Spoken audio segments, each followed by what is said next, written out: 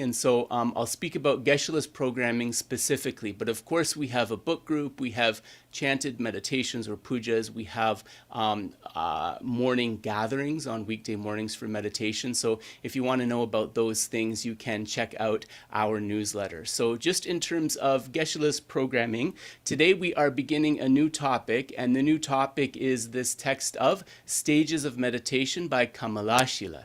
And along with this Stages of Meditation by Kamalaśīla, we're also going to give, Geshe-la will give some side commentary on the Bhakti, or the Praise and Prayer to Noble Avalokiteshvara by the 7th Dalai Lama. So that is the plan for today, and these two topics will be happening every Sunday until about the end of August. And then in September, we'll go back to Words of My Perfect Teacher, and Geshe will also give like a kind of a mini workshop on meditation with a Saturday, Sunday morning, and then student-led things in the afternoon. So as we kind of make final decisions about all of those programming, you'll see that added onto the calendar. And just the last thing that I want to mention before I invite Geshe-la down is that the highest Yoga Tantra teachings, for those of you who are following, all of those are open now. So they're all open now, and you can listen to the old recordings if you missed something or want to listen again.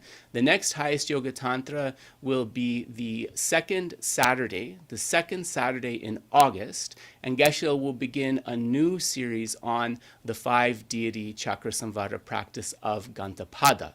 And so that will provide you with a link for the sadhana that can be downloaded and other information as we get closer. So and one more thing, sorry. So next Saturday is Chokor Duchen, the festival commemorating the Buddha's turning of the wheel of the Dharma, the first turning of the wheel of the Four Noble Truths. So to mark that occasion, we'll have like a short session, an hour to an hour and 15 minutes, but we'll do the Bodhisattva vows, inspiring and engaging. Geshe will give those. He'll give oral transmissions of the 3 principal aspects of the path, Shakyamuni Buddha's name mantra, and Shakyamuni Buddha's mantra, as well as the Migtsema. So that's the plan for that Saturday. So sorry for keeping you waiting. I will go and invite Geshe down. Grab yourself a cup of tea or coffee, make yourselves comfortable, and we will get started momentarily.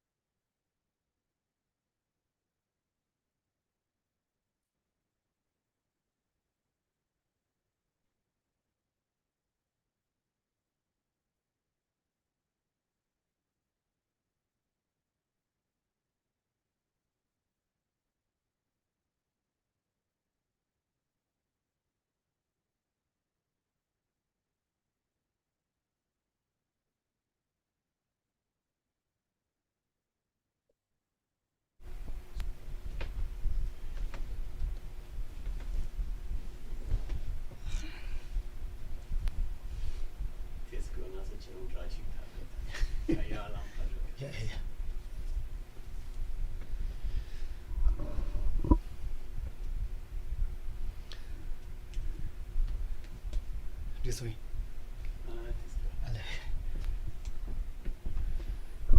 So Dad, just before I sit down, what I'm going to do is have Geshe talk into his mic to see if I need to. Before I sit down, what I'll do, Dave, is have Geshe talk into his mic to see if we need to make any adjustments. Is that all right? Okay, great. All right.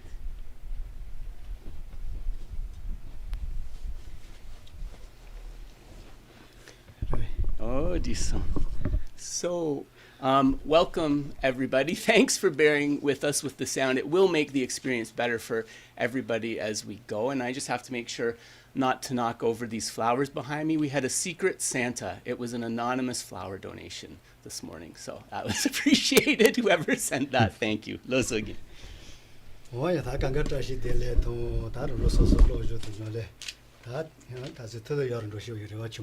So first of all, Tashi Dele greetings to all of you, and Geshe hopes that all of you, your study and your practice as much as possible is improving and improving.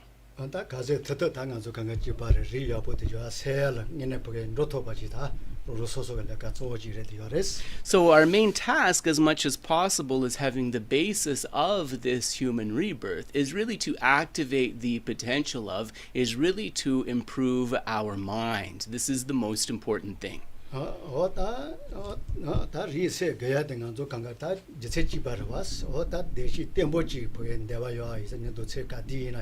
And why do we need to activate our potential or activate our lineage, our Buddha nature?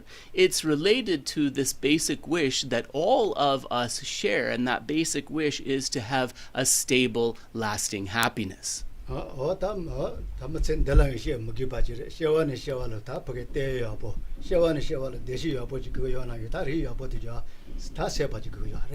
We need to activate this lineage, this true nature or Buddha nature, to not only have happiness from lifetime to lifetime, but also to have that yeah. Yeah, di nupa kya gogure. Yeah, dene. So from lifetime to lifetime, we want to work on activating that potential within us. And it is through the activating of this potential, this Buddha nature, that true happiness can be established.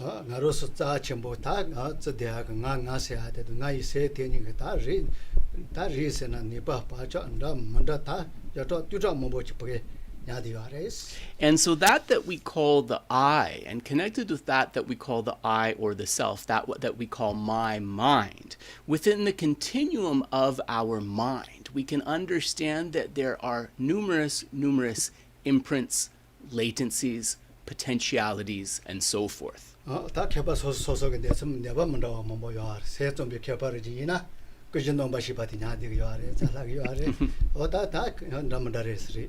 And so then when we speak about the continuum of the mind, and we think what part of the mind is actually the holder of those imprints, potentialities, and so forth, different Buddhist philosophical schools will give different answers. So the Chittamantran, or the mind only, they will say it is the alaya vijñāna consciousness, or the mind basis of all, that holds those imprints and potentialities.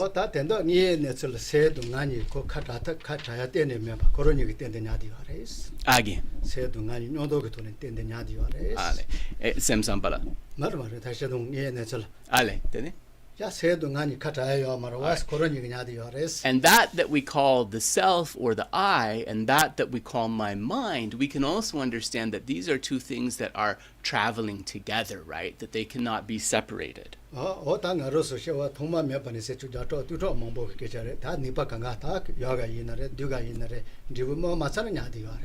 And so we understand that because we have had countless previous lifetimes, countless lifetimes within samsara, then we have accumulated many different types of imprints, potentialities, some of them wholesome, some of them unwholesome, thousands and thousands of these potentialities. And these remain within the mind stream until, right, the conditions come where those karmas can be ripened.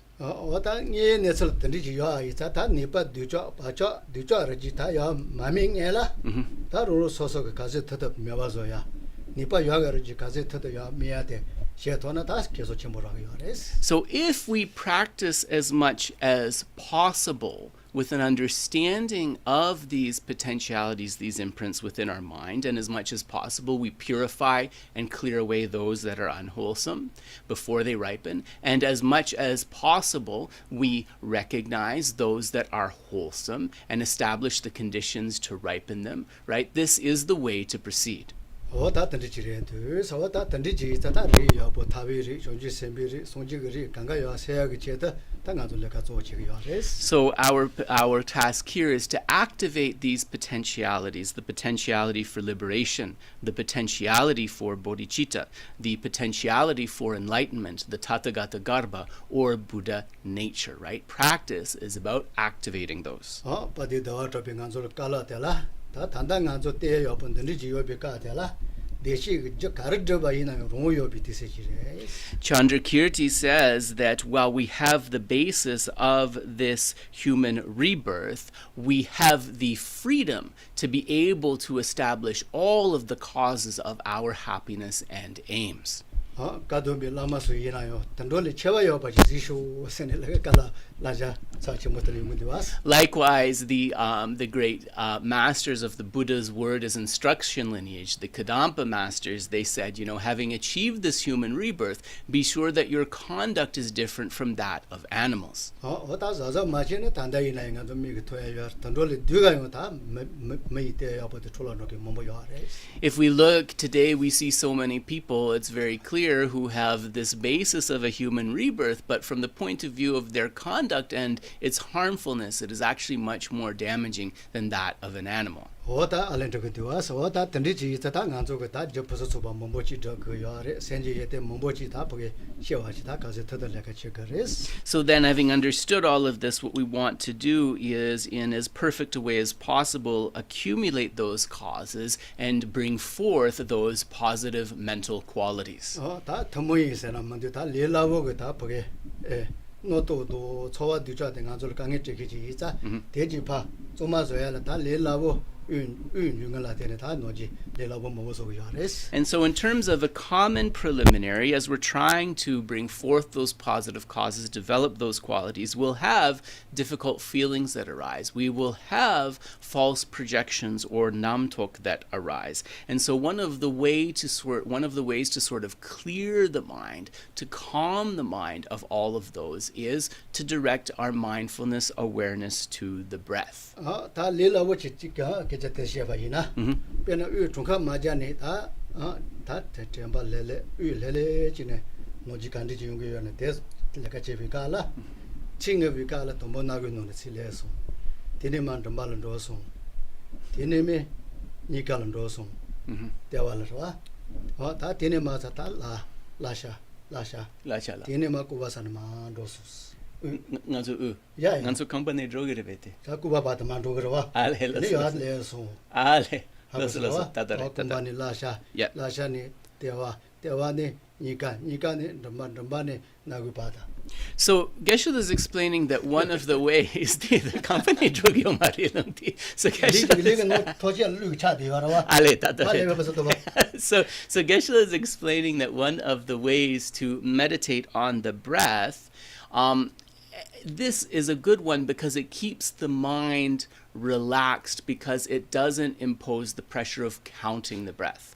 So what we do is we simply notice the breath and we notice the location. So we think, now I'm drawing the breath into my nose, right?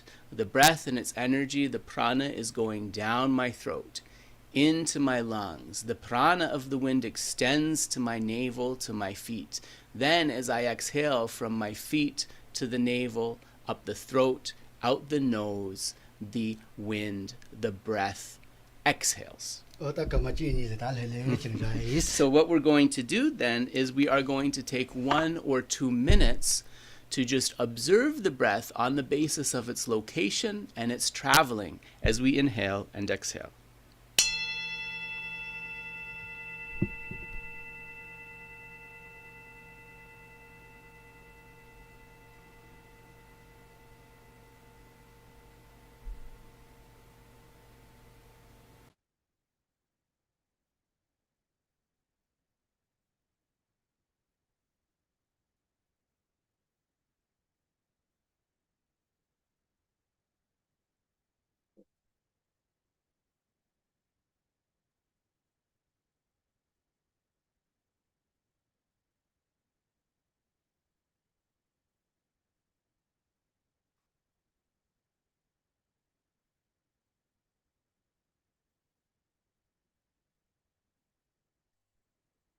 Temba to say, Zoma, Lele, Shiwaya Boyo, Sobano.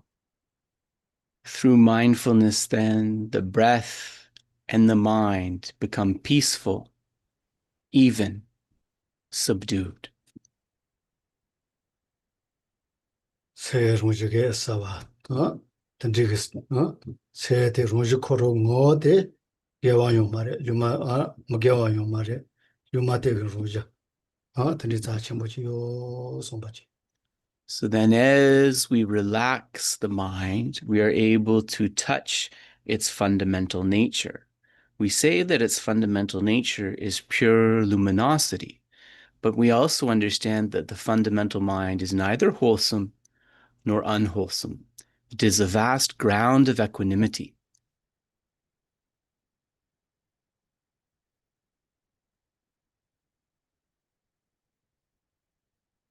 Katudu Ila Suba, Koyo Mebata, Ode no Kanda Watch. The mind has no shape or color. If we were to speak of its nature, we could say it is sky-like.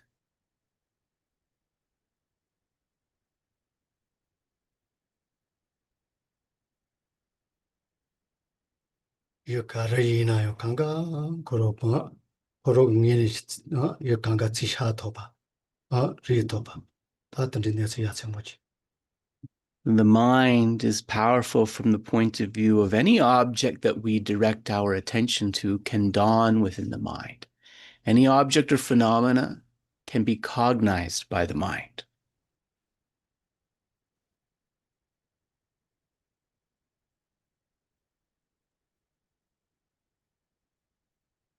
Nesikaru Riba Ina Kale Kaleta Rumba Jetama Riba Kanga, Yurin Ko Zondo Yobi, Mochi. And when we think about unwholesome minds, let's take ignorance as an example. As we develop our understanding, we understand that there is an end to ignorance. It is something that can be cleared away.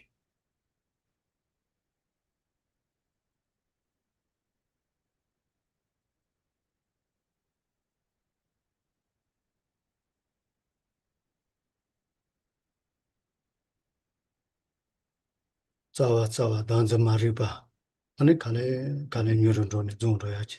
Tela Tene Koi Nodra Yunzu, so singing it at Zondo Yachi. Ignorance, grasping at the self, can be diminished and diminished until it is eliminated. Once the ignorance grasping at the self is eliminated, the problems of samsara that we experience will be completely cleared away.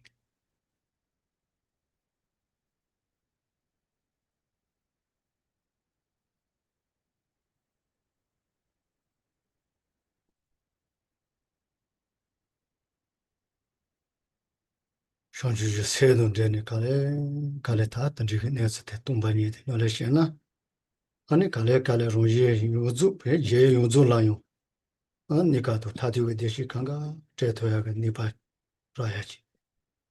If I am able to contemplate this emptiness deeply, connected with bodhicitta, then, upon my realization, I will be in a situation where I can lead not only myself, but also others to every temporary and ultimate happiness.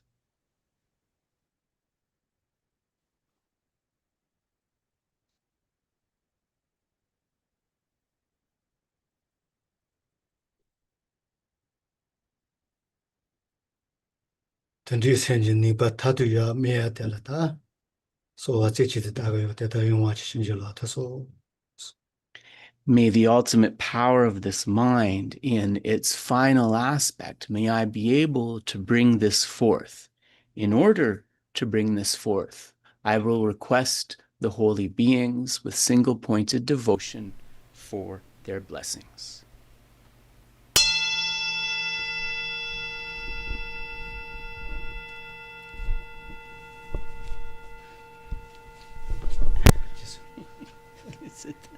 Zin kange 제 tesa. 때 좋아하셨는데 시작들이 사. So we'll begin with the praise to Shakyamuni Buddha.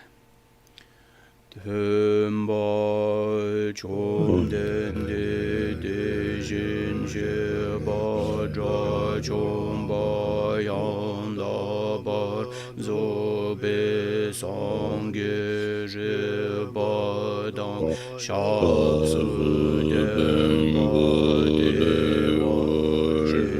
Oh, there's some distortion I hear. It's getting distorted. Does everyone have their mic off, or is it the sound?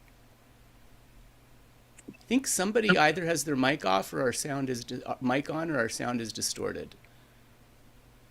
Does someone have the mic on? Dave, you need to turn your mic off. Okay, we'll try again, because I heard definitely some static there. We'll try again. Tenpa chomden de jin she ba dra chomba yanda ba zo be sangye re ba dang shab su den ba de wa she ba je den gen ba che bu du we ka lo gyor wa la na me ba la da mi nam gi den ba sangye chomden de pe jawa shakya tu bala cha se lo che de kya su chi ho tenpa chomden de jin she ba dra chomba yanda ba zo be sangye je ba dang shab su den ba de wa she ba je den chen ba che bu de we ka lo jur wa la na me ba la dang mi nam gi tenpa sangye chomden de pe jawa shakya tu ba la cha se lo che de kya su chi ho tenpa chomden de jin she ba dra chomba yanda ba zo be sangye je ba dang shab su den ba de wa she ba je den chen ba che bu de we ka lo jur wa la na me ba la dang mi nam gi tenpa sangye chomden de pe jawa shakya tu ba la cha se lo che de kyab su chi ho. Do a short mandala. So ji bege je me do cha ji ra lin ji ni de gyam ba di sangye jin do me de bo wa ge jo ko nanda jin la je ba sho i dam guru ratna mendala kam niryata yami. Refuge and bodhicitta. Chedang sogi chenam la janchu bardu dani kyao su chi dagi chenyen gi be sonam gi drola benjir sangye dro par sho. Chedang sogi chenam la janchu bardu dani kyao su chi dagi chenyen gi be sonam gi drola benjir sangye dro par sho. Chedang sogi chenam lai jangchu bardu dani kyab su chi dagi chenyen gi be sunam gi drola penjir sangye dro par sho. Just our sound here. Lo sige.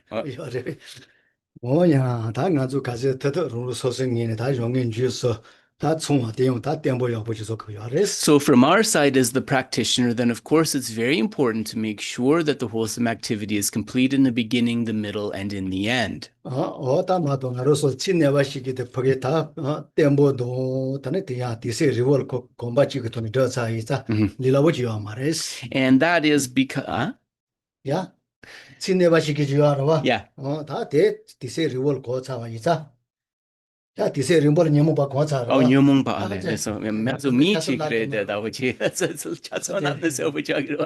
근데 내가 녀바 이나 고 종년 주에서 몸보치 총이 되는 저 차가 이제 땜본다 워치도 어다 들지 아레스 And the reason for this, of course, is because of the power of habituation. If we think of our habituation to the minds that harm us, the kleshas or the afflictions, when we engage in activities kind of connected with those, they're very complete in the beginning, the middle, and the end. So we have to take this habituation to what is wholesome. 어다 나 레카 사바도 펀 콤바 사반다 워치 자 답다 레 돈비깔 가서 터터다 루르 서싱이네 다 보게 가르스 땜본다 워치 조그 이니 빈지 파소 그 아레스 So, because we are beginners at cultivating these positive qualities, right? Because they are new for us, this is a new task, right? This is a new habituation that we are trying to put in place.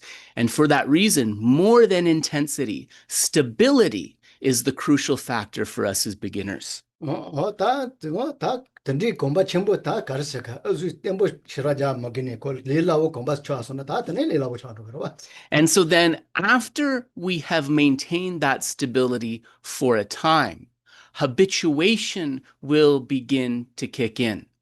And after that habituation kicks in, then we will find that we can engage in what is wholesome, very happily, very easily, naturally.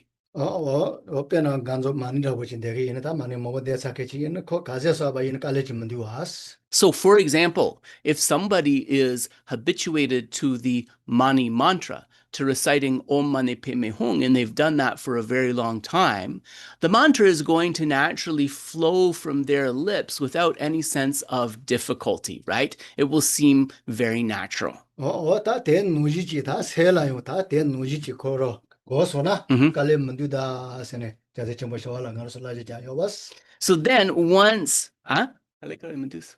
야 셀 콤바슈스나 세계에 간르지기나 깔래면 디스 So once this habituation is established, then Shantideva says it becomes very easy to generate, to maintain any positive mental quality. It is no longer difficult for the mind. 고나라 뭔지 이게 공유에 많이 고소나 릴라고 맞춰 그 치치죠 뭐디다 And this verse from Shantideva, I believe in the Bodhisattva Charyavatara, it says that there is nothing that does not become easier with the power of familiarity, with the power of habituation. 호에 다 넣은데서 Thus, 어다 끊어기 세또 침보지라 우코프게 노동담마다 저한담마다 고 바제모 뭐야 이사 다 돼지 가세트다 반유르도 있어 And so when we bring forth this virtuous mind, partly because of that lack that we mentioned, then at first there can be a lot of obstacles, especially mental ones, right? Like unwholesome feelings, namtok, false projections, and so forth. 다 노또 강가도 다 다르는데 근데 노또 당연발 거기 아래 단단한 좀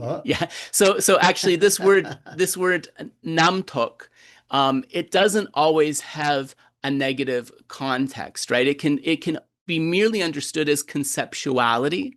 I say false projection just so that you have that sort of context to know we're negative here. So Geshe said, not all conceptuality is negative. Here we're talking about negative conceptuality or projection. 오마도 다 노동이네 지는 노동으로 송연이 아래 요아가 대진 안쪽 가세트 다 송마지 바디 베지 두는도 그 아래 So conceptual mind, Geshe said, in our tradition, we don't understand this as something that is always unwholesome.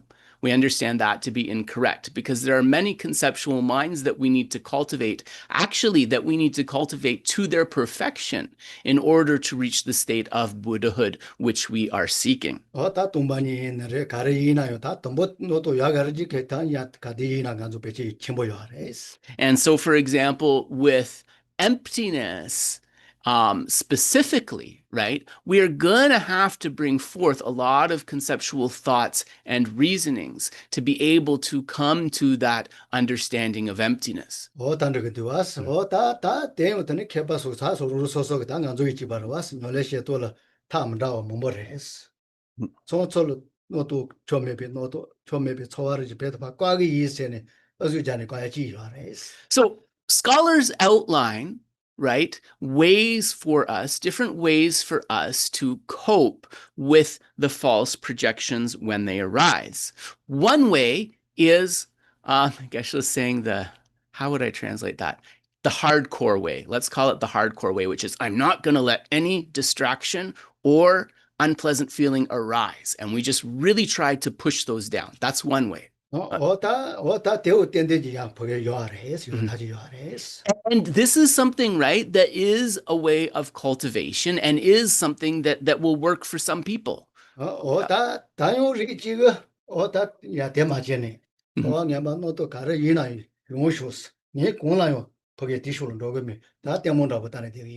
So another way, if the first one doesn't work for us, is just to say, okay, I'm going to be like a silent watcher, and I am going to watch whatever false projection, whatever unwholesome feeling arises in the mind, but I'm not going to follow it. I am just going to observe it rising and falling away. This is another strategy. So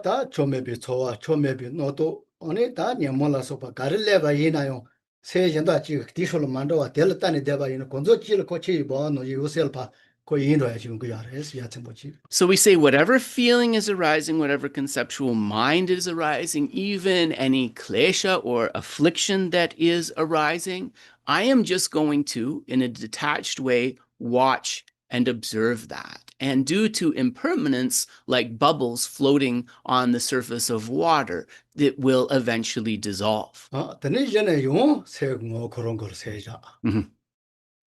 And then, as we meditate in this way, we imagine that those conceptions fold back into the essential mind, into the fundamental mind.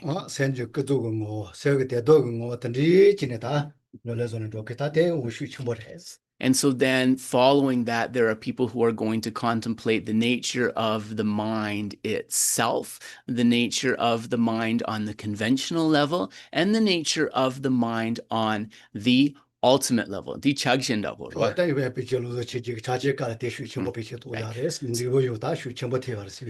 this type of practice, if you're interested in reading more about this, right, this is in the Gelug Kagyu tradition of Mahamudra texts by Panchen Losang Chökyi Gyaltsen specifically, right? It talks about that kind of meditation. And so in other traditions outside ours, this type of meditation is actually even more emphasized. Yeah.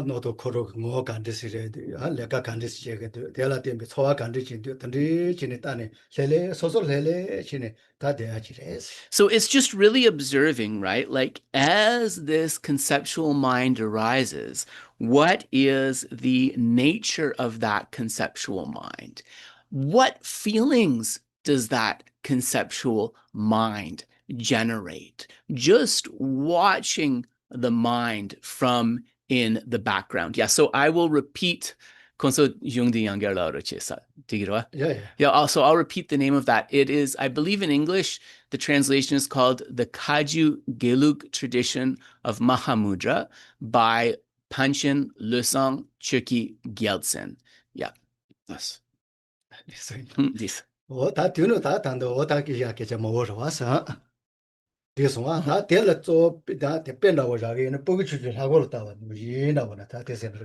So this kind of observing style of working with it is said to be like a child who walks into an ornate temple and just takes everything in without focusing on individual things.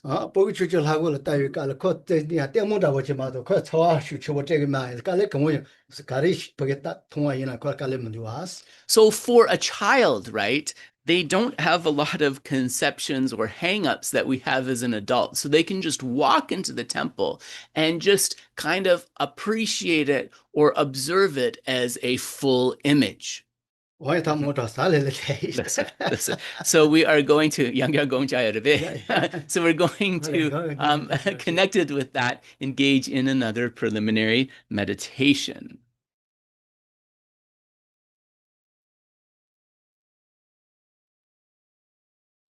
So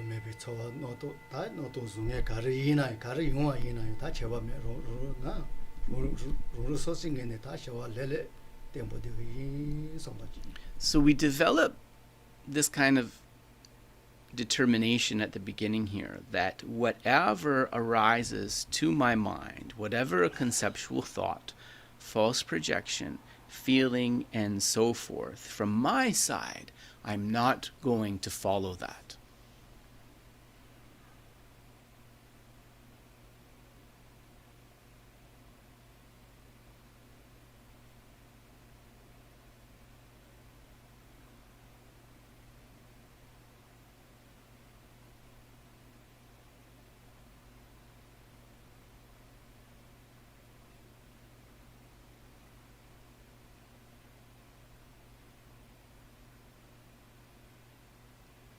No ki timba yawa no ji ta cho me be cho no to kanga pa sel pa thani le ka me ba le yi so ma. We imagine that those projecting thoughts, that those feelings are like clouds in the sky, and that the warm sun of the mind's nature dissolves them into the expanse of the mind. And we have this like vast sky-like feeling.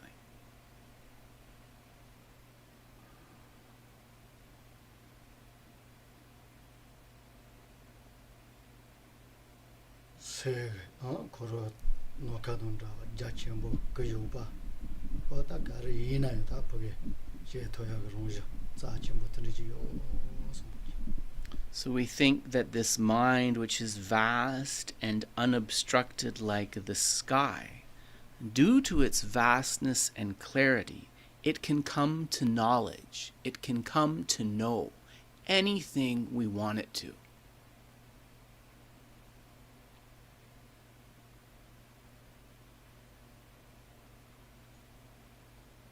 Ri ka bo ka chu tsuma chil ta pha chi ji ya bo ja ba no ji gi ngo to chembo za chembo ji ngo lo ya xie ge yi so ma ji. So we think that this fundamental mind is vast and pure like a piece of white, undyed cloth. And what we want to do is dye it, is infuse it with a virtuous hue or color.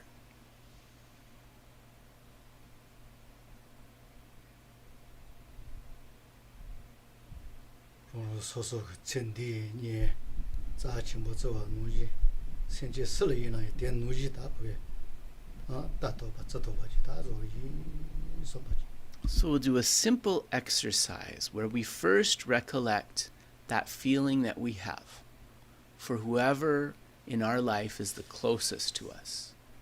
And that feeling of cherishing and closeness, we try to extend that gradually to all sentient beings.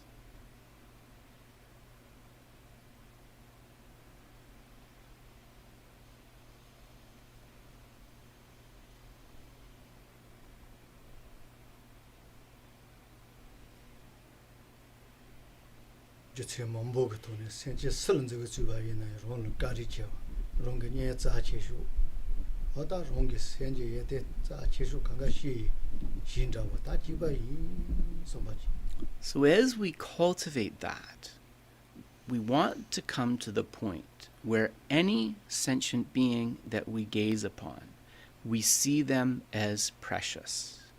We have a feeling of regard for them as much as the people who are closest to us in this life. We see them as one of the bases, one of the factors that will let us bring forth positive mental qualities.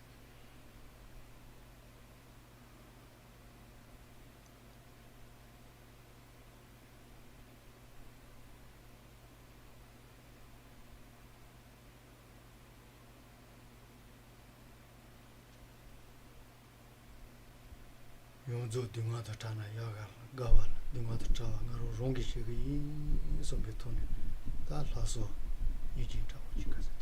Think how wonderful if all these beings who were close to me could be parted from suffering and the causes of suffering. I myself will part them from suffering and the causes of suffering. Bring forth that mind of compassion infused with the pure superior intention.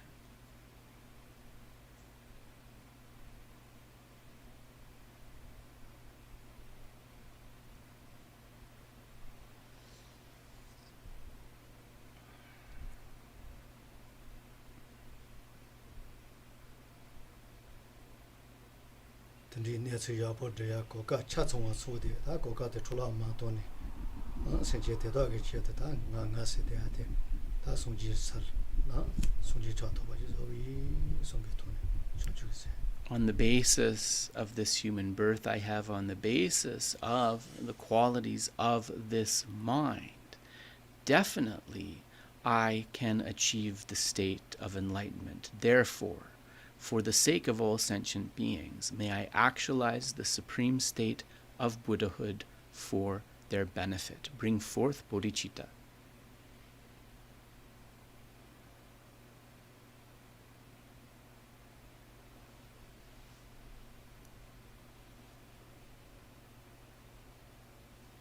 Senje te kandichi na yo.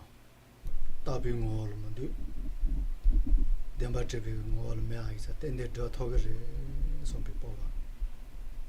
Any positive mental quality that we think about does not exist from its own side, is not static or permanent. Therefore, any positive mental quality can be generated and brought to perfection.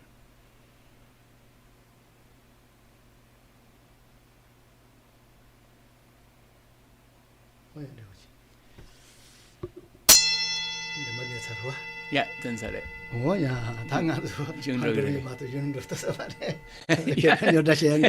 He said if we don't get to the text now, Kedrup is going to complain. So we will now turn to the text. So folks, just in case you were joining later, we're into another text, right? We're leaving aside Bodhisattva Charyavatara till the next increment, and we're now doing Stages of Meditation by Kamalaśīla. And Manoshi's been kind enough to put the links up where you can download these texts, which are actually freely available, which is great. So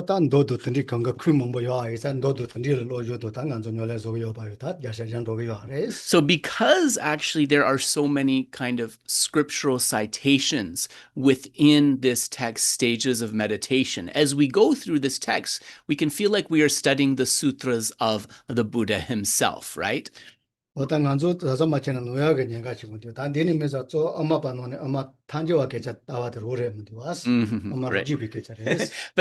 is giving a caveat, though, about this text. When this text mentions the view, we have to understand that it was written from the point of view of the middle way autonomy school, right? The Śāntarakṣita Madhyamaka. And so it is actually not a prasangika text, so not considered to be the ultimate view. Yeah,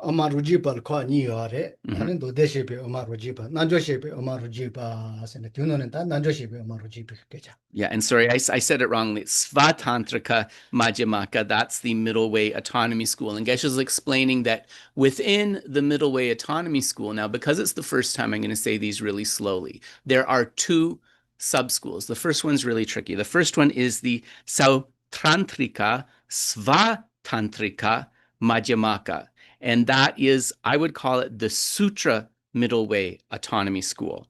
The next one is the Yogacara Svatantrika Madhyamaka. And this is the Yogic Autonomy Middle Way School. So there are two sub-schools of this Autonomy Middle Way School.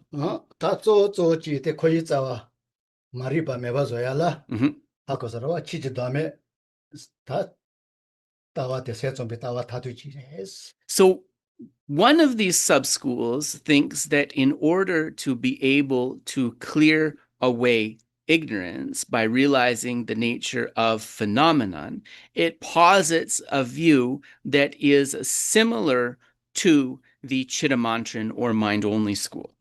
Tanda ama patega setsombe laba noji diga da chichi dame te tawa tatu to jagi amare tene deyong chichi dame rapal ki jagi res. Right. So then when we speak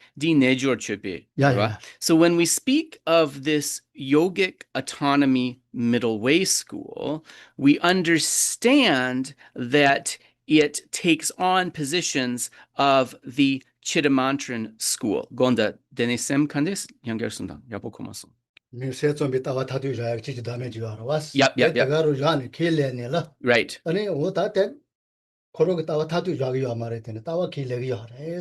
di kale kawaji di rakpa dang chamo dang den so kale chene sung dang. Di kale kawaji. Yeah, kale.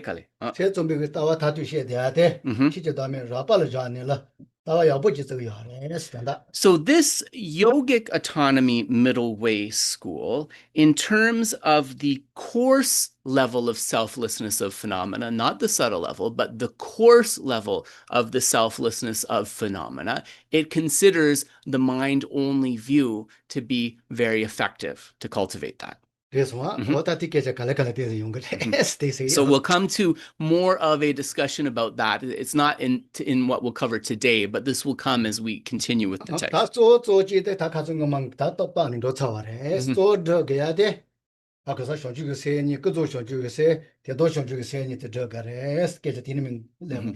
And so just to kind of position where we are in the text, we'll remember that from the last module we did with this text, it was talking about it's necessary to realize the two types of bodhicitta, relative bodhicitta and ultimate bodhicitta.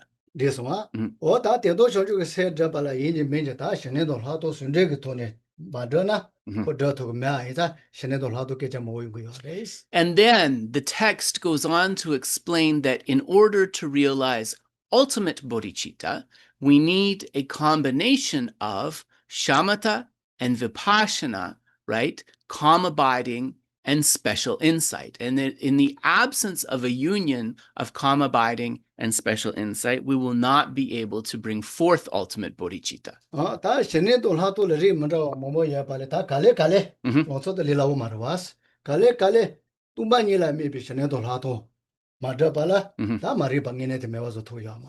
So there are many different levels of śamatha and vipaśyanā, calm abiding and special insight. And we want to cultivate those. But it is only when we are able to cultivate a union of calm abiding and special insight that takes emptiness as its object of reference, as its object of meditation, that we are going to be able to clear away ignorance completely. So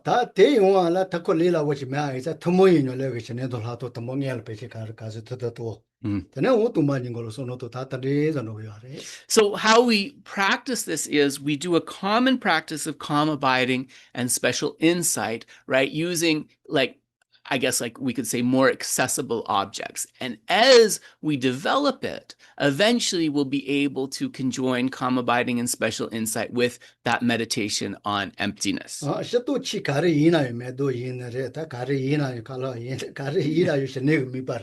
So in terms of an object of focus for calm abiding, any phenomenon can act as our object of meditation to develop that. A flower, even our favorite food, you can develop meditative concentration using that.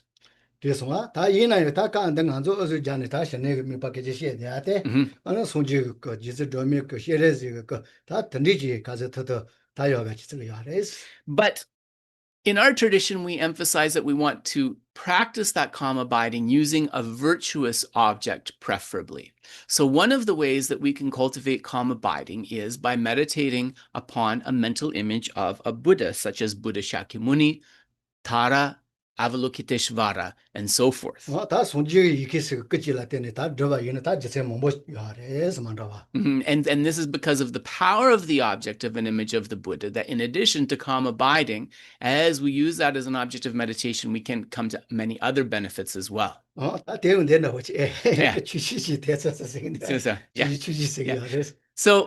then you want to know, how big should we visualize this Buddha or this Tara and whatnot? It should be just the half of our thumb. It should be the size of the top half of our thumb. So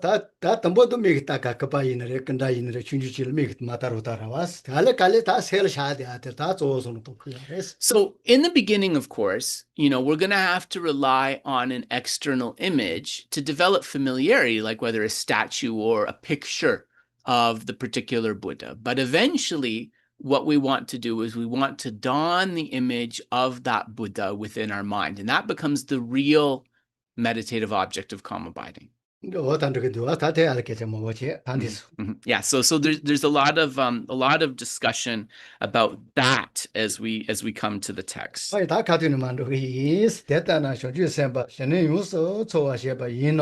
So we are, for those of you who have the text, we are on page 23, and we are at the bottom of the second paragraph. So Geshe has just read out, this is how bodhisattvas properly seek the calm, abiding mind.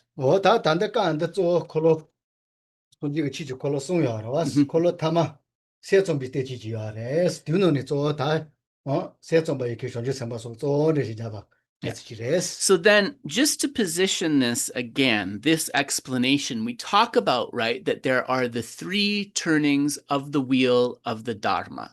And the sutras that are quoted here and the view that is expressed here is according to the third turning of the wheel of the Dharma. And so it is mostly connected with a philosophical view that mirrors the Chittamantran or mind only.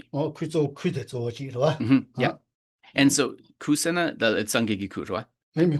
Kung, right. And so Geshe said he's just clarifying this, right? Because many sutras are being quoted here. Most of the quoted sutras are from that final turning of the wheel.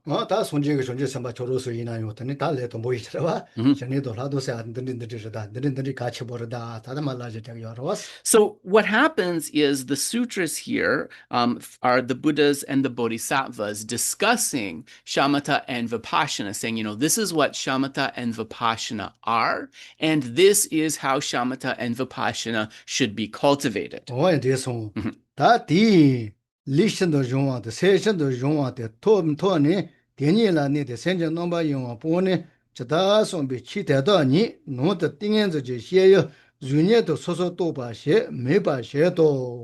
So, reading from the text, when the bodhisattva has achieved physical and mental pliancy and abides only in them, he eliminates mental distraction. The phenomenon that has been contemplated as the object of inner single-pointed concentration should be analyzed and regarded as like a reflection. This reflection or image, which is the object of single-pointed concentration, should be thoroughly discerned as an object of knowledge.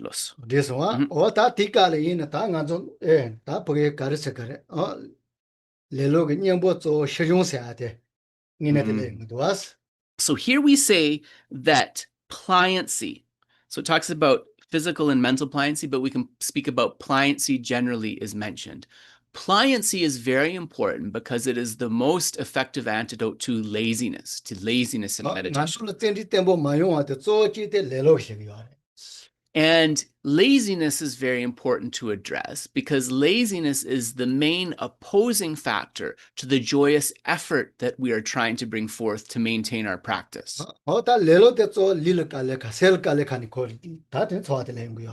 So, how does laziness manifest? Lazy manifests as a mind that finds it difficult to engage in the practice, and a body that finds it tiring or difficult to engage in the practice.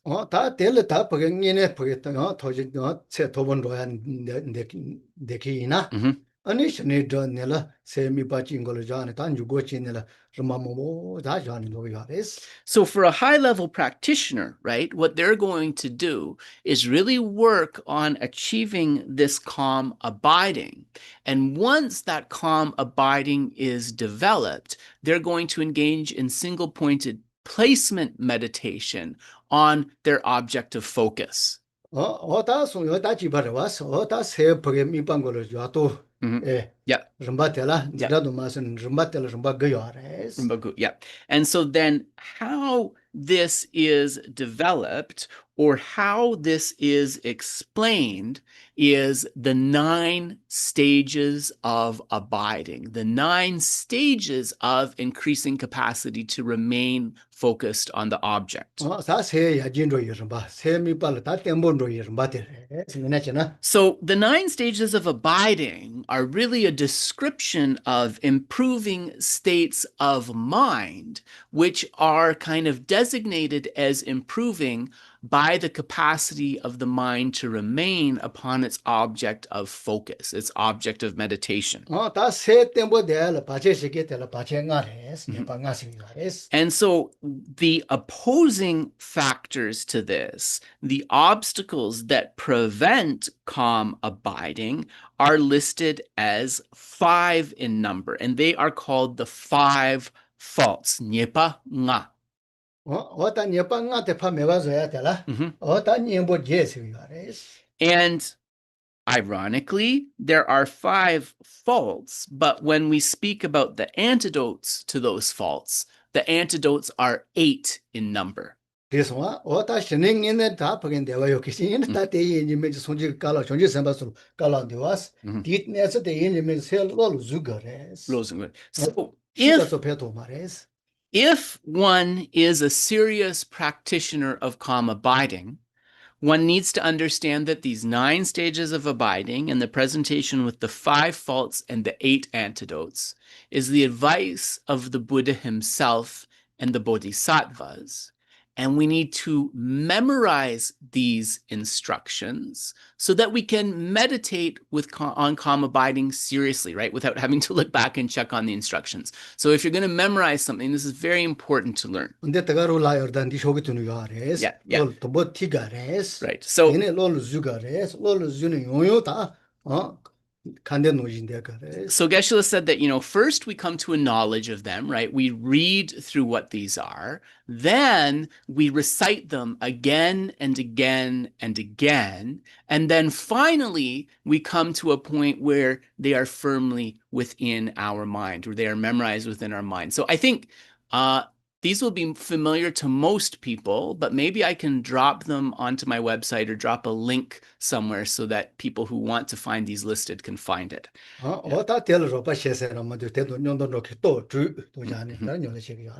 And so then Geshe said, these are the 3 sections, the 5 faults, the 8 antidotes, and those 9 stages of abiding. And then there are some subsidiary things that are added as well. For example, the 6 powers and so forth.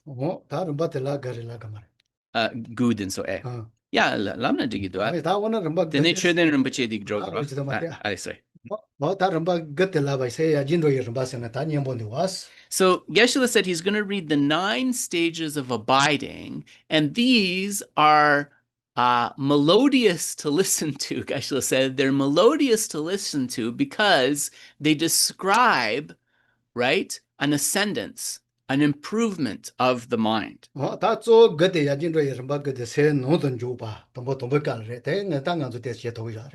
the first of these 9 is called setting or fixing the mind. And setting or fixing the mind is something that all of us, even as beginners, we're able to do this to some degree.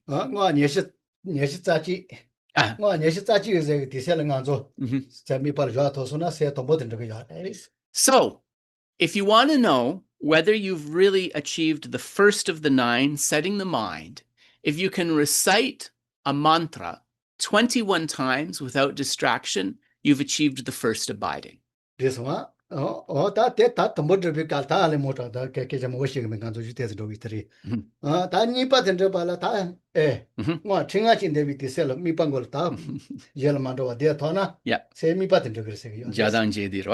Yeah. So the second continuous setting, and Geshe said these all have very precise definitions. He wants to cover the text a little bit, so we won't go into those in detail. But just generally, if you're able to recite a mala's worth, so 108 mantras without distraction, you have achieved the second abiding, continuous setting. So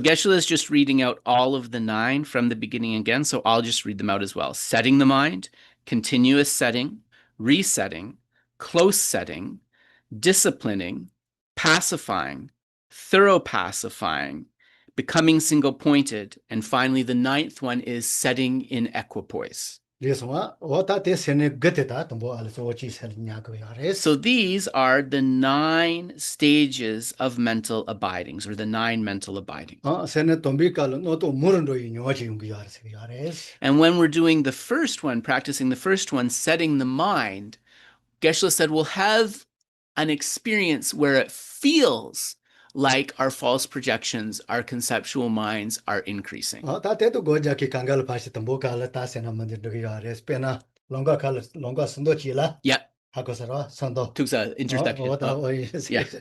제대로 뭐 tuk가 잡아이나 아우 뭐뭐 워시 원거 좋아지는 거라. 대돈다 버리시 야레스. So Geshe said that for a first-time meditator or a newer meditator, we'll probably all have that experience where it feels like the projections, the conceptions are a lot more. But Geshe said what this is like is, it's like an intersection that we walk through every day, but this time we stop at the intersection and observe all the cars and people. And then we have this overwhelming feeling of, wow, there's a lot of cars and people moving here. 다 노지다가 아직 딘도 대시를 찾고 마치나 그때는 좋아진 거야.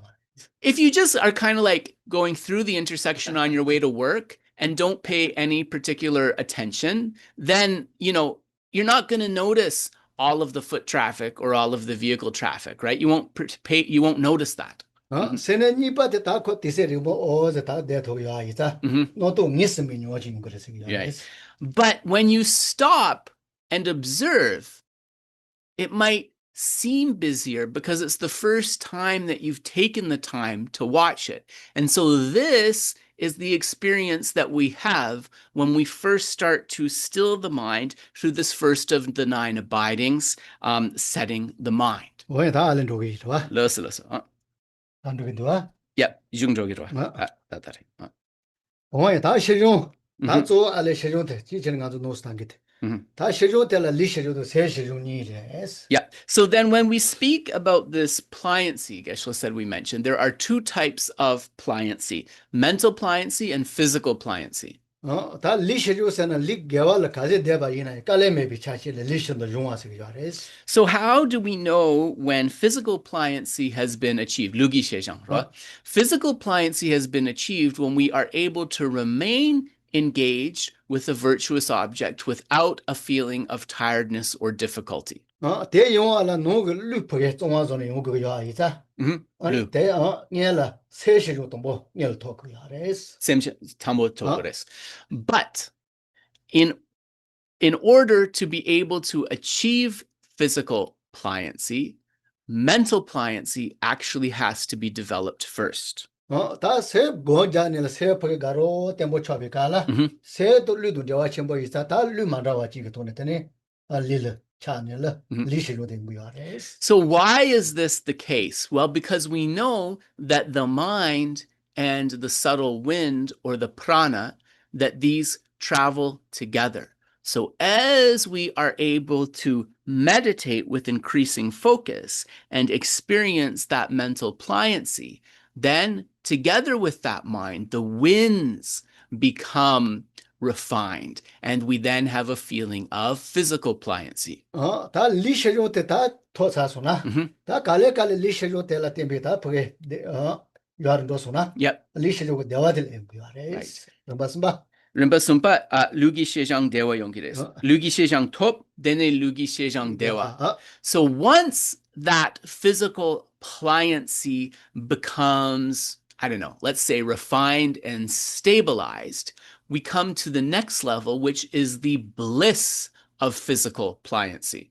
그래서 다 리시로가 대화도 요 뒤를 포게 레자 만다와 된 거야이자. 대세도 대화 야이자 요 세를 판도네라 세시로가 대화 된 거야. And as that bliss of physical pliancy becomes even more refined, as we said, the wind and the prana, the wind or the prana and the mind are always together. So that refined wind or prana influences the mind, and then we experience the bliss of mental pliancy. 다 대립더니 다 뜨가롱게 다 파시시네 도바나워치. 다 디세 튜티지마도 그거 아마시네 도바레. And once that is achieved, so the 2 pliancies and the 2 blisses of pliancies, that's you're pretty much have achieved calm abiding. It's just a kind of small increment of time you have to be able to maintain that. 어, and then you achieve calm abiding. 다 때니 리도 셀 깔레 메아이서 레로게 네바시아 때니 만디 스탠다. And at that point, you are no longer experiencing weariness or tiredness of body and mind. So you're able to remain on the object for as long as you want. 담디 당기치 담아지 요와 띵엔즈지 셰이 주니에도 소소 또 바시 미바시 동도아. Yep, sheja di, right? 아, Sheja chi, right? 미미. Yustunyan soso topa che. 띵엔즈지 셰이 주니에샤데. Yep, 에. yep, 주니에샤 등이니에도. yep, 주니에샤나 셀 샤데아데레 마도. right. 포게데 마르다. Right. So Geshe is saying, so here, I'm just going to read a little bit from the text. The phenomenon that has been contemplated as the object of inner single-pointed concentration should be analyzed and regarded as like a reflection. This reflection or image, which is the object of single-pointed concentration. So Geshe is saying that partly, because of the terminology, this might not be immediately evident, but part of what's being said here is that single-pointed concentration can't arise from an outer object, right? It has to be a reflection of that outer object or an image of that outer object, which dawns in the mind. 노징아조 에 얘다. 그게 셰고지요나. 멜론노게 셰지고 주니에세근디 와스. Yeah. Yeah. Right. So Geshe said that why the word reflection is used here is we can think of the external image, right, of, let's say, the Buddha, but that's not what we use to meditate. Think of your mind as like a mirror. So a mirror at the back of the room will contain a reflection of the Buddha. So what you're trying to do is bring forth a mental image, which here we call a reflection of that image you've been looking at within the mind.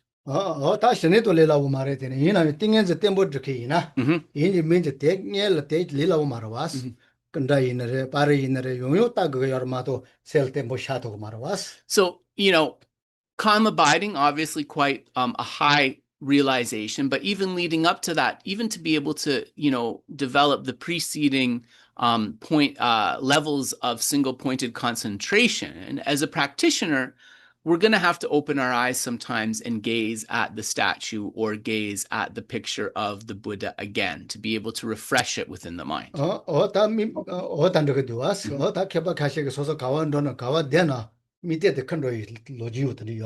So there were some practitioners of calm abiding, and it was said that because of this, wherever they went, no matter where they went, they always carried a small image of their object of meditative focus. Right.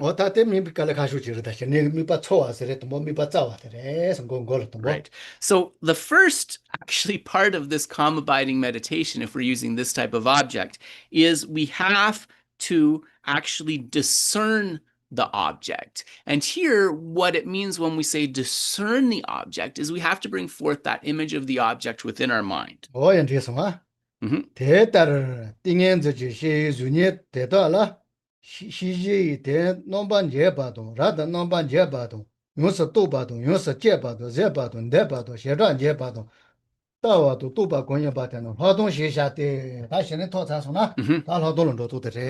So then it goes on to explain, it should be completely investigated and thoroughly examined. Practice patience and take delight in it. With proper analysis, observe and understand it. This is what is known as special insight. Thus, bodhisattvas are skilled in the ways of special insight from the text. So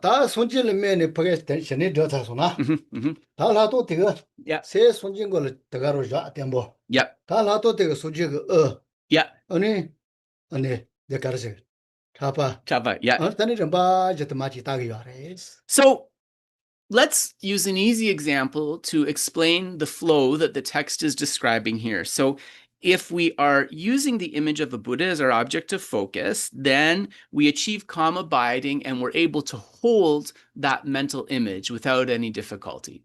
Once we do that, then shamatha has been achieved, so we move on to vipaśyanā, special insight. So vipaśyanā, special insight, can examine this mental image and think, here is the Buddha's holy head, here is his shoulders, here is his hands, the rest of his holy body, and so forth. Yeah. So that is what we mean when we say the proper analysis of the Buddha, right? So the proper analysis. Yeah. His holy head is like this, his shoulders are like kind of even and so forth. These are the aspects of his holy body, right? So that's the analysis.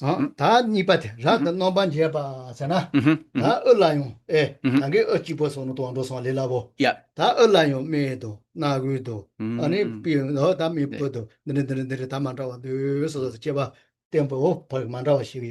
So once we do that, right, then we've kind of gone over the coarser details of the Buddha's holy body. The next stage is to then take the Buddha's holy head and say, within the holy head, here are his holy eyes, his nose, his holy mouth, his ears, and so forth. So we fill in more and more detail. Yeah.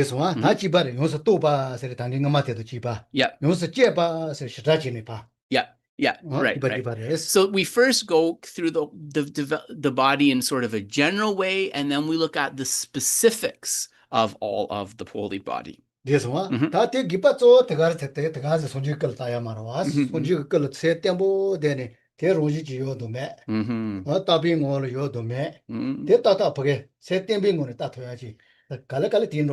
So, you may think, okay, well then, how is this developing special insight? Well, it develops special insight because going through the parts of the Buddha's holy body, we are able to see actually how his holy body is this combination of parts. We are able to see that these combination of parts are konso mitapares.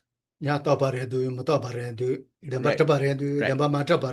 And then we can take that analysis to say, are these parts of his holy body permanent or impermanent? Are these parts of his holy body truly existent, or do they lack true existence? Because, when we speak about vipaśyanā or special insight in its true context, right? We have to say how things lack rangjingi madruparwa. How things are not truly existent, right?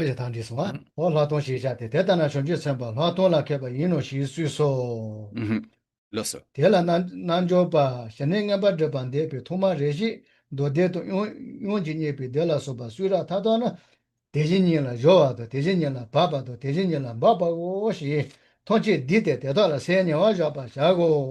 So we continue. Thus, bodhisattvas are skilled in the ways of special insight. The yogis who are interested in actualizing a calmly abiding mind should initially concentrate closely on the fact that the 12 sets of scriptures, sutras, melodious praises, and so forth, can be summarized as all leading to suchness, that they will lead to suchness, that they have led to suchness.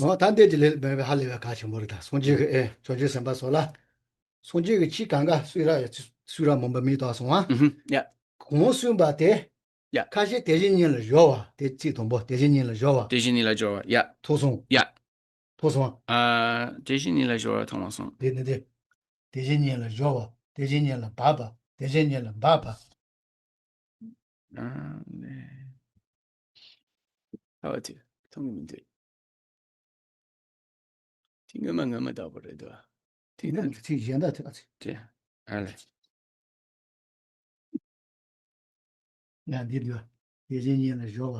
Oh, right. Deshinila jowa disana di. Yeah. Okay. Dene? 손지가 치 공수용 바데. Yeah. 카시 대진이 tumban이 조 시워존에 대야지 대진이는 jowa. So Geshe said this line here, leading to suchness, will lead to suchness, have led to suchness, is very important to understand. Tambodi? Yeah. So what that is saying is that they are clarifying emptiness. They clearly have as their object of explanation emptiness. So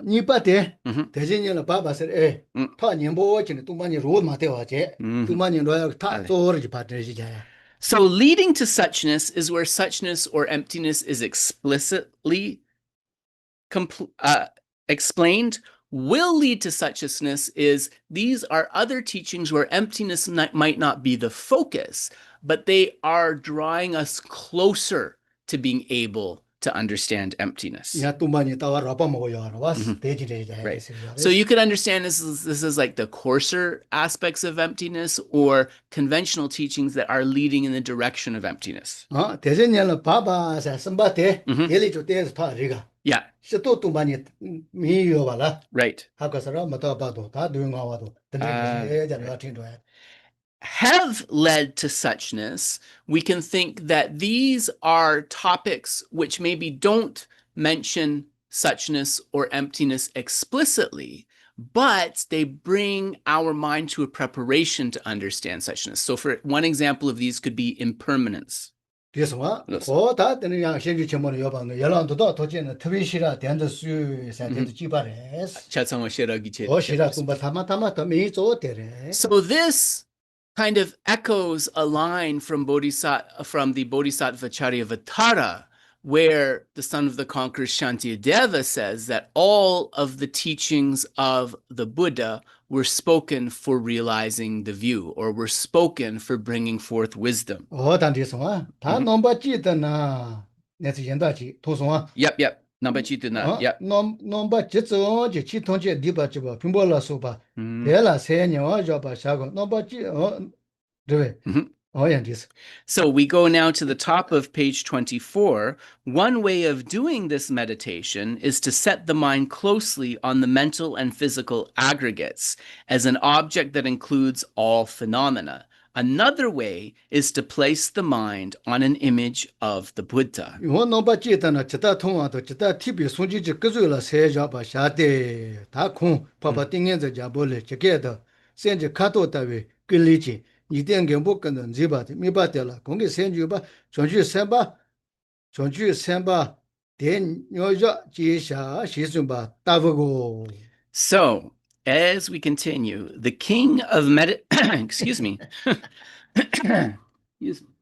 니네 말에 Sorry. So the King of Meditative Stabilization Sutra says, with his body gold in color, the Lord of the universe is extremely beautiful. The Bodhisattva who places his mind on this object is referred to as one in meditative absorption. 그래서 다대 수지가 끝날 메네라 수지가 끝날 메네라 다시 내도 되수면 도와스 So this is using the image of a Buddha as the object of focus, achieving calm abiding that way, right? Which we explained before. 다 수지가 끝에 실라 메살라 마인바 이게 맨제 게제 초와도 센제게 너게나고 요바치 And one of the things about the mental image of the Buddha's holy body, we shouldn't visualize the holy body as made out of some solid substance like metal or something, right? The body is in the nature of light. 다 대요 노지 빠지는 간조 할리비 용바지로와 당연히 고자베 깔로 용바마인 바테스更니네 소징이네라고 지고 요바지 손도 똑같아 Right. But, we don't imagine, although it is made of light, we don't imagine it as sort of not having any weight. So Geshe said, this is a little bit tricky, especially if we're using a picture of the Buddha. It seems like very kind of light, like a feather, but there should be a feeling of substantialness there. That's the best way to put it. There should be a feeling of substantialness there when we visualize it, even though the Buddha's body is made of light. 그래서 다 예제 요바던데 이는 신화도 미바도 다 던지 처음에 바르지 바꿔야 오페도 하면서 And if we focus on the fact that the holy body is in the nature of light, this is going to help us with the fundamental obstacles of laxity and excitement, or mental sinking and excitement. 다 손지세야데 코다 야다 가서 말했다 코로코로 시자 첨보지자 곰 유주 버게일에 또 첨보지라 너야고 코로 기바지 만다와지요. So another really kind of uncommon advantage of using the Buddha's holy body as our object of focus is because of what we call the Tuginipa. So the power of the object, right? Because the Buddha is such a powerful, virtuous object, when we engage with a virtuous object, that concentration practice also becomes highly virtuous. It becomes highly virtuous. 게일레 간디지나 야 야진도야라 손지가디나 되기바데 오지세 쳔보치서야 대우 배도지야레스 It also helps us to cultivate one of the factors that enables us to collect merit frequently and efficiently. And this is the mindfulness of the Buddha. When we are mindful of the Buddha continuously, we will naturally be inclined to merit. So this is another advantage of this as an object. 다지세 쳔보 모원디와스 아니 다시와시마 도비까라 쇼아베자마도와서 된거 쇼아시마 도비까라요 Yeah. 아니 레라보게 토니 손지 템바스슈나 다 디게 이마테보다 그러 야보진로야 더 제반하고 쓰주야레스 Another advantage of using the Buddha as our object of focus here is that we will become familiar with the Buddha. This will help us to be able to recollect the Buddha at the time when we have to pass to the next life. And being able to recollect the Buddha at that time is extremely helpful. So those are all of the reasons to do this. Yes. Sorry.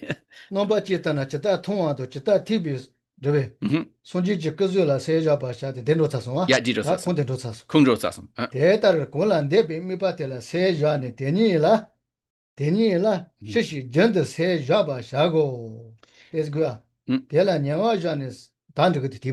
So, in this way, place the mind on the object of your choice, and having done so, repeatedly and continuously place the mind. Having placed the mind in this way, examine it and check whether it is properly focused on the object. So Geshe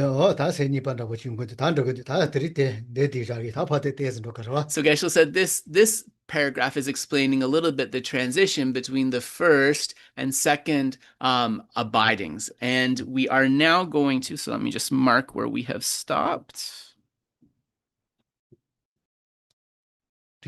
And we will turn now to the praise to the noble Avalokiteshvara.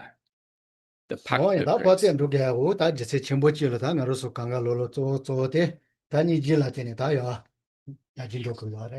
So one of the reasons that Geshe wanted to teach a little bit about the Bhakti praise to Avalokiteshvara is because all of us as practitioners, we are really striving to improve our compassion. Listen.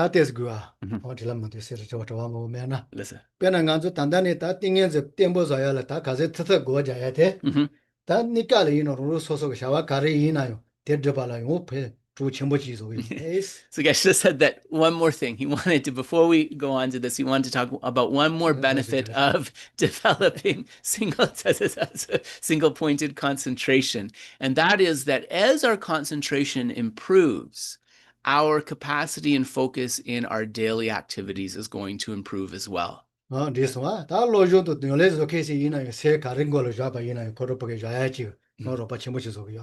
Because what concentration does is it gives us this capacity to place our mind on the object focusedly, and this will help us with study and practice and any sort of worldly study or activity that we do as well. As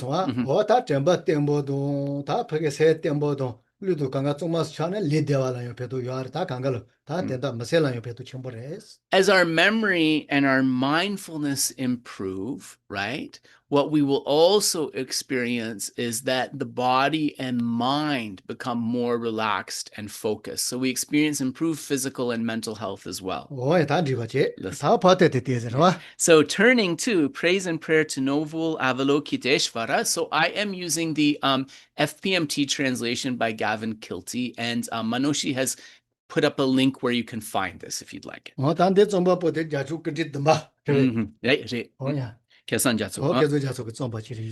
So this prayer was composed by the 7th Dalai Lama incarnation, His Holiness Kelsang Gyatso.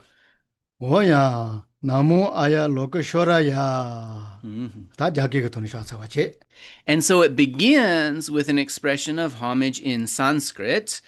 Homage to Arya Lokeshwara. Namo Arya Lokeshwaraya.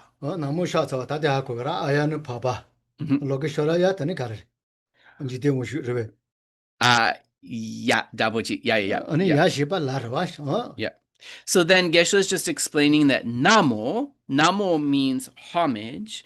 Arya is Arya in the sense of superior being, and Lokeshwara is kind of has the idea of guardian or ruler of the world, right? Loka is world in Sanskrit, and Loke is the conjugation here. Sherezi ge tsela mra momo ya balan jite wushu sedade sherezi ji me. So there are many different names for Avalokiteshvara or Chenrezi in Tibetan, and one of them, which is I think similar to Lokeshvara but maybe not exactly the same, is Jigten Wangchuk. And Jigten Wangchuk kind of has this connotation of like a sovereign over the world. Shuji Jawa Ranjoshik Dodonyomba Tedaki Dola Chapi Gonda Chapi Niji Jato Tabasa Daily Trubi Yedela to Sherezi no draba Gebo Dacha Genji Tegi Richiranda Telando. The compassion of all the conquering Buddhas of the 10 directions, numbering as many as the atoms of the countless world, as deep as an ocean and completely attached to living beings, from which was born the perfect splendor of wonderful qualities. Let's go. I didn't finish the verse. Renowned as Avalokiteshvara, the great guide, the jewel mountain upon whom we should all rely, to you I bow. Loski. Shuji Jawa Sedo Chiba Inezona. So Geshe said this is an idea of how many of the Buddhas and Bodhisattvas that there are in the universe, and to convey this idea of an unfathomable number, we compare them to atoms of the countless world systems. And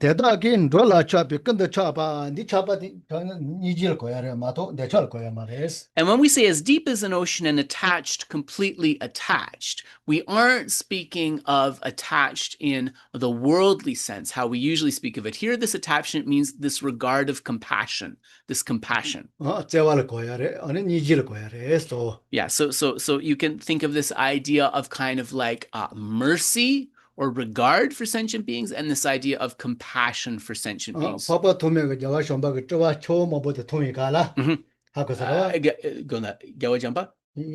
Yarwa. Yeah, Papa Tome. Yep. Gojani Tamatama. Yeah.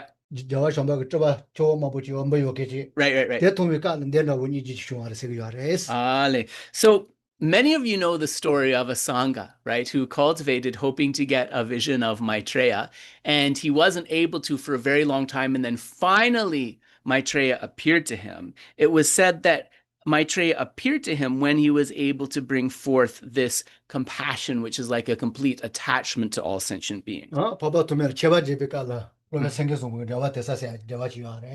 Dola Chabi, Kachanze, and see the Pechetone, Papa Tomer Cheva Jaya. So Buddha Palita, he composed Senge Sampo Haribhadra. I'm sorry, it's Haribhadra. Senge Sampo Mare. Senge Sampo dene kale sundan. Lobe Senge Sampo Papa Tomer Yeti. Kale kyoru drosundan. Kale sundan. Yeah, those get yeah. Lobe Senge Sampo dene Papa Tomer Yeti. Cheva Jagravas. Right. Yeah. So this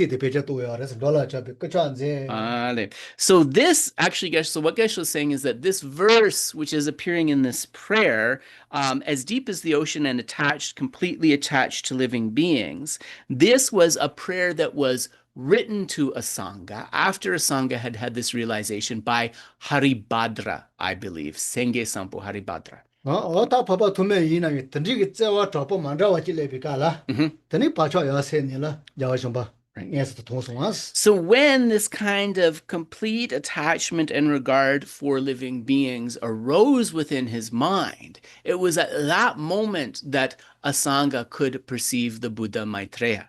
So then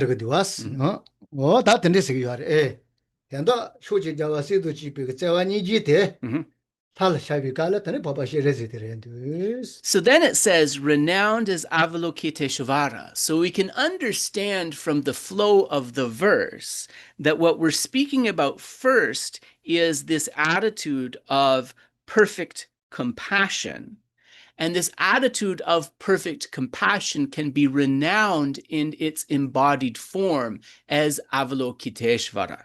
디스와 오타니지 요zul을 추원하고 추와서 된다. Yeah. So the Avalokiteshvara is kind of arising as the deity form of this perfected quality of compassion. 디스와 오타 텔랑아도 다 샤사와도 제바제바이는 손지 요zu 하고서와 오타 제바제바도 샤사원로 요아레스. And because Avalokiteshvara is the embodiment of all of this perfected compassion of all of the Buddhas, when we prostrate to Avalokiteshvara, it can be understood as a prostration to all of the enlightened beings. 오타 럼보체 르동다와 시근디와 Yeah. And also this kind of stable compassion of Avalokiteshvara, it is like a jewel mountain. 어딘디바지 Look. 다진도 그래. Yeah. Yeah. So we will stop. So we covered the first verse of the praise and prayer to noble Avalokiteshvara, and we will pick up with verse number 2 next week. Yeah. So Geshe said that his idea is it's not a very long text. It's like 10 pages. So his idea is to go through 1 or 2 shlokas each session until we complete this. Yeah. So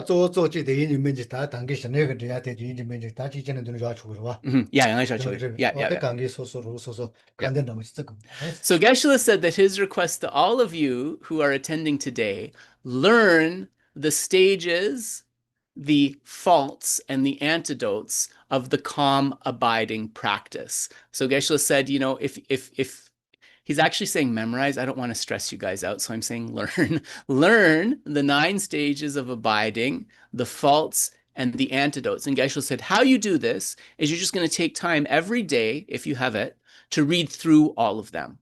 It'll be like a prayer. That's how you learn it. Yeah. So Geshe also said that we rush through a little bit of the explanation. So anything that is lacking there, we'll come to more clarification of calm abiding next time. That is good.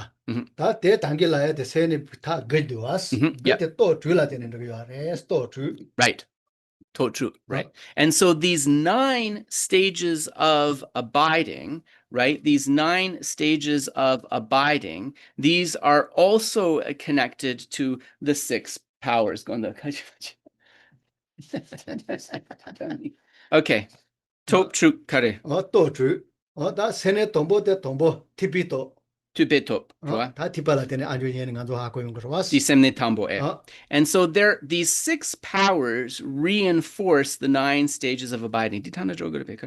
So the power of study, this reinforces the first of setting the mind.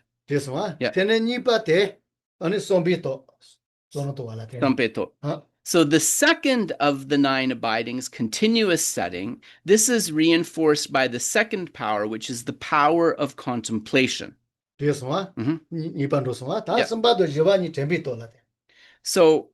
the third and fourth, resetting and close setting of the 9 abidings, these are reinforced by the third of the 6 power, which is the power of memory. Yeah. 5 and 6 of the 9 abidings, disciplining and pacifying, these are reinforced by the power of vigilance. I would translate vigilance as introspection. So you could say introspection as well. The 7th and 8th of the 9 abidings, thoroughly pacifying and becoming single-pointed, these are reinforced by the power of joyous effort or perseverance, which is the 5th power. And the 9th, the final of the 9 abidings, setting in equipoise, is reinforced by the power of familiarity. That is the 6th of the 6 powers.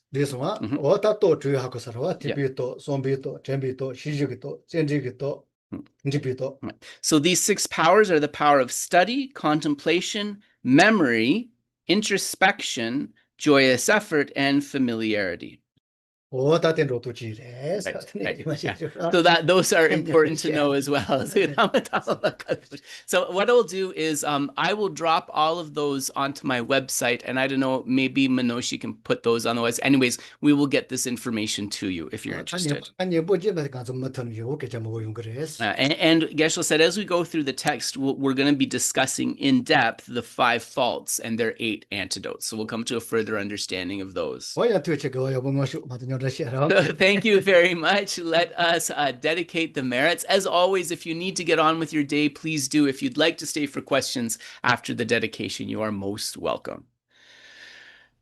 Changjo zemjo rinpoche maje panam chejurji chewa nyamba meba yang gonde gondu belwa sho tongni tawa rinpoche maje panam chejurji chewa nyamba meba yang gonde gondu belwa sho Jambel bao jidar kyamba dang kundu zambo deyon de jinte deda kungi jesu dalo chir gewa deda tamshe rabdu mo duzun shebe gyawa tamshe ge ngowa ganla chodu ngaba de dagi gewe tsawa digun kyang zambo joji rabdu ngowa Gangri rawe korwe jingamdir Pendan dewa malu jongwe ne Chenri ziwan tenzin jatsoyi Shape site badu tenjorji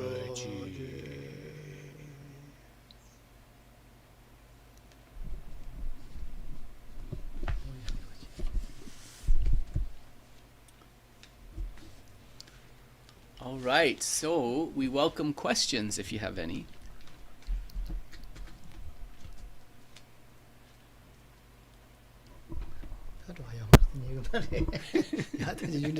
So Geshe said I was going to explain more, but Kedrup said leave time for questions, but you guys have been quiet with questions. That's not usually the case, just the last session or two have been a bit quieter. So are there no questions? Oh, Carol, yes. Go ahead.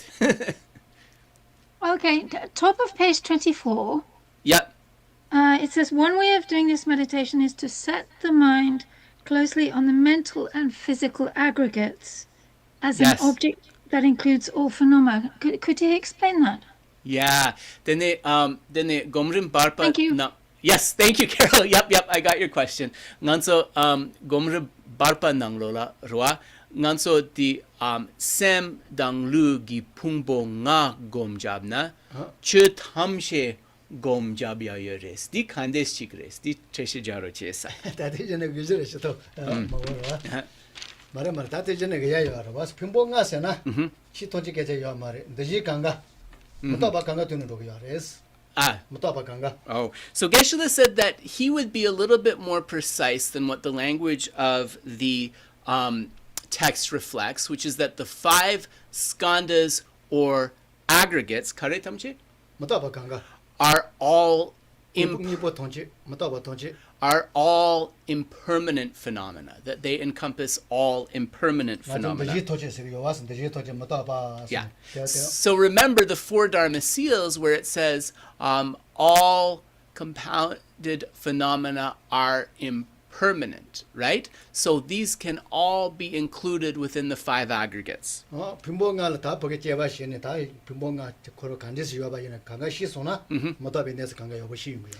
the point is that if you understand the impermanent nature of all 5 skandhas or aggregates, you can understand the impermanent nature of all phenomena. So that's how it works.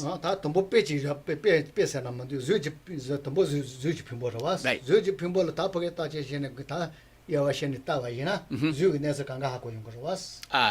So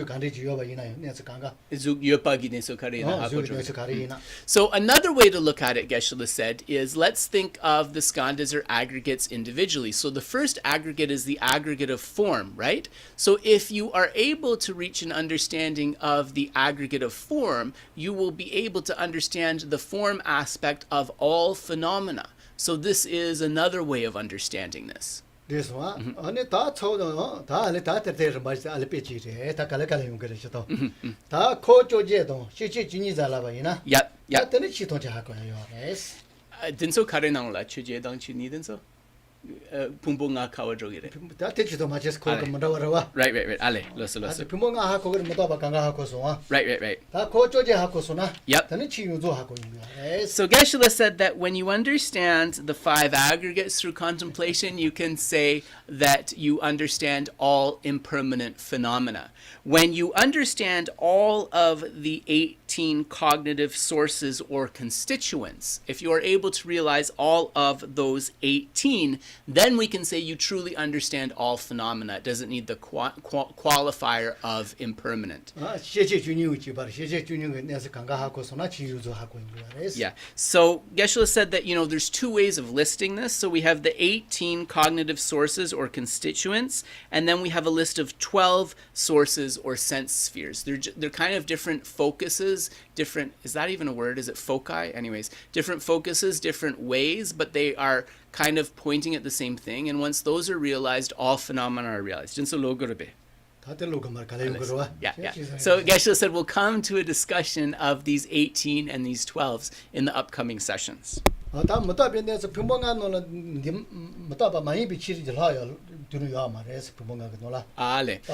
So the idea behind this wording, Geshe said, kind of the behind meaning, what it's showing you is that within the 5 aggregates or skandhas, there is nothing that is permanent.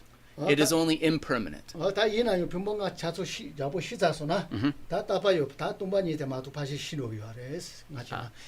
Geshe is saying that he thinks, though, you could make the argument that if you are able to come to knowledge of the 5 aggregates or skandhas in a complete way, you have understood, you have come to knowledge of every object of knowledge with the exception of emptiness. With the exception of emptiness. Yeah. So roundabout way, Geshe said, did that cover your question, Carol? That's a radical claim. Thank you. Yes. Great. Okay, cool. Yes. Yeah. So we will go to Nadia. Nadia, go ahead. Hello. Thanks for the teachings, Ganda. Question in relation to the schools. You mentioned the 2 sub-schools of the autonomy schools. What is their view of emptiness and how does it differ to the autonomy school? Thank you. How does it differ to the Prasanga school? Yes. Yes, okay, gotcha. Then nganso di kandes laugore nganso tawa tets droswa ane tawa gi nangla nganso dochu dochu rangyu gupe uma chikche ane nejor chupe rangyu pe uma chikche dinso ni tompani korla kiepar karedus ane telgyurwa gi tompani dang kiepar karedusa. Tanda amapani was. Yep. Amapachiga Setoman Noji, she, Zuda, Nazor Chadapoge, Sendo de Saga, Netsamomboyarwa. Yeah. Rojime, yeah. Teji Kanga, no one saw the Matu, Kanga Seni shower, Sega, Nessachiza. Yeah. Near Nestle Chuluyamares. So Geshe said that what he'll do to kind of unpack this question, he's going to compare each of these sub-schools of the autonomy school to the Prasangika, the consequence school. So if we look at the yogic autonomy middle way school, what it is saying is that when we think about sights, sounds, smells, tactile sensations, and so forth, that there is no external object at all, right? Chasangwa semgi nangwarwa. Ganga seg to puging over it. Send no one on Jire Mato, Naruso Tagas to pay Shulu Yare, Sono to den They are all in they are all in the nature of the mind. They are all appearances arising due to imprints being ripened in the mind, and that this holding on to an idea that there is something coming from the side of the external object is part of what us keeps circling within samsara. So this is one way of describing the yogic autonomy middle way school, or the Yogacara Svatantrika Madhyamaka. This one,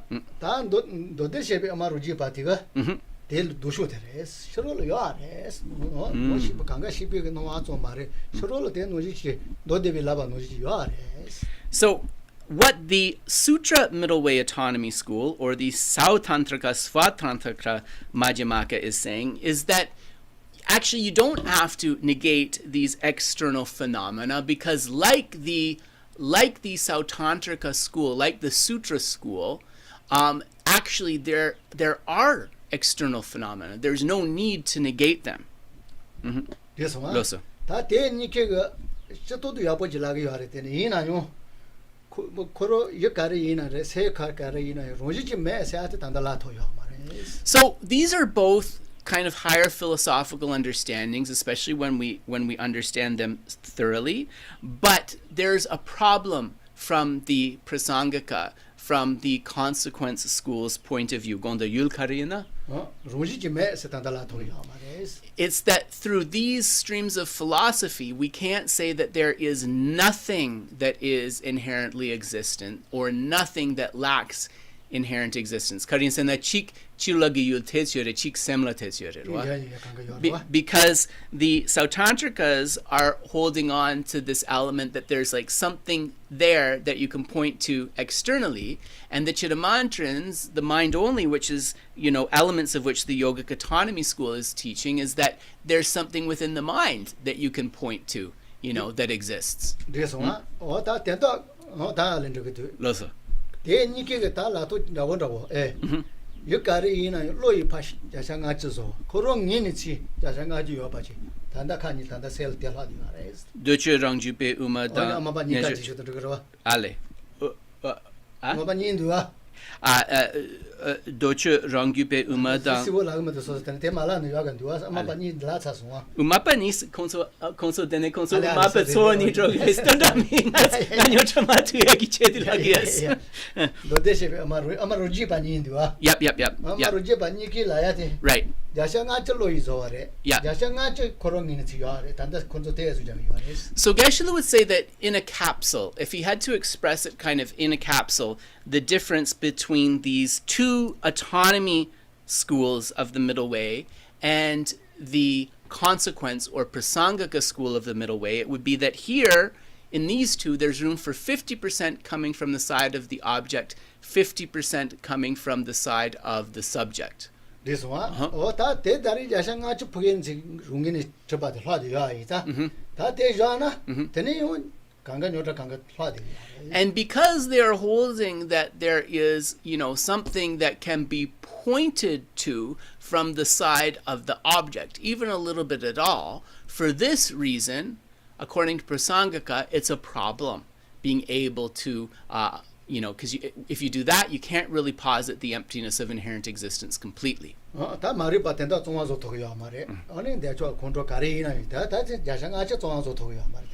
Geshe said that doesn't mean that these views are not helpful, but from the Prasangika perspective, they can't completely eradicate ignorance, attachments, and the other afflictions. Maybe you can get rid of like 50% of the misconceptions related to those, but you won't be able to clear them away completely with these views. And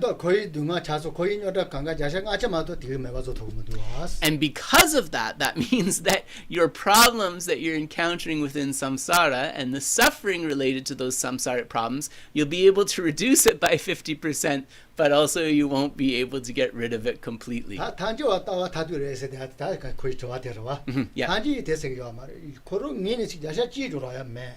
So what the Prasangikas are saying, Nadia, to go back to the gist of their questions, they're saying there's nothing that you can point to at all, right? There's nothing that you can posit or nothing that is findable at all, either from the side of the subject or the object.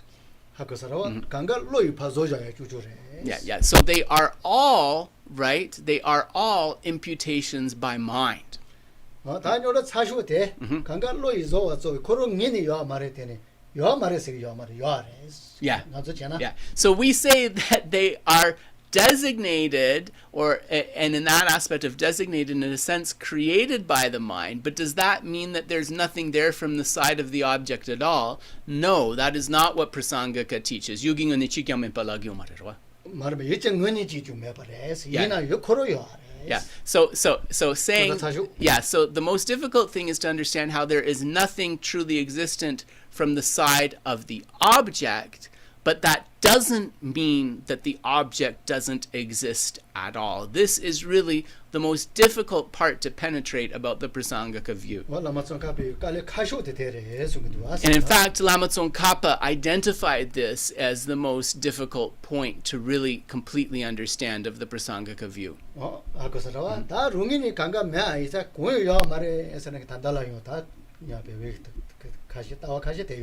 So some say that there's nothing from the side of the subject or the object, nothing at all. So in fact, nothing exists, right? So this we would say is a mistaken view, but even now in Tibetan scholarship, there are some who hold this view. Yeah, so it gets complicated because not only are there these different views. No, I don't understand it enough to ask a question. I didn't even understand. I mean... So let me finish, Rebecca. I will come to you. So what Geshe was saying is, the problem is not only are there these different philosophical views, but that each scholar has their own understanding about what that philosophical view is trying to teach. So yeah, so it gets very complicated. And what don't you understand, Rebecca? Tell us. Okay, let me turn it on. Hi there. We can hear. We heard you from before, actually. Oh, I'm sorry. Yeah. So no, but that's good. So because this is hard to understand. So what can we do to help? Okay, I have a different question. I think. Yeah. This is hard to understand. Pliancy is the antidote to laziness, or the opposite. I wondered if he would please explain that, because for me, when I'm lazy, if I become pliant, I fall asleep. Oh, yeah, I think maybe we have to define pliancy then. Shingja chigyorewa. Yeah. Shingja lelogi nyembores lao. Shejong, sorry. Shejong lelogi nyembore duas. Yine shejong kochana shejong lelo yensang dene nikuyagi nyangadis. Rwa. Dene chingwagi nyembo kandestrogi resa. Shejong. Yeah. Shejong rwa. Shejong. Yeah, me shejong te tobale sare sido. Yeah. Shejong hakosarwa. Loso. Shejong sere lido sel gewal kazejan kaleme bachirwas. So Geshe said we have to define pliancy, because here what we're doing is we are positing pliancy as a realization. Right? And pliancy as a realization means that the body and mind do not get tired no matter how long we keep them on an object. That's literally what the definition is. So Geshe said that, like, if you aren't having any difficulty in your body and mind, you're not going to fall asleep because you won't feel tired, right? So that wouldn't happen. Yeah. So I don't know, maybe pliancy is not the best English word. I'll see if there's a different word How about for limber? this. Limberness. Is limberness a good word? Limber, yeah, that has like a physical aspect. That's what you say about the person who can do that plow yoga pose with no problem, right? Like that's limber, right? Yeah. Maybe. Let me look, and I'll see if we can come up with other words. But anyways, Rebecca, now you have the definition of what that pliancy is, right?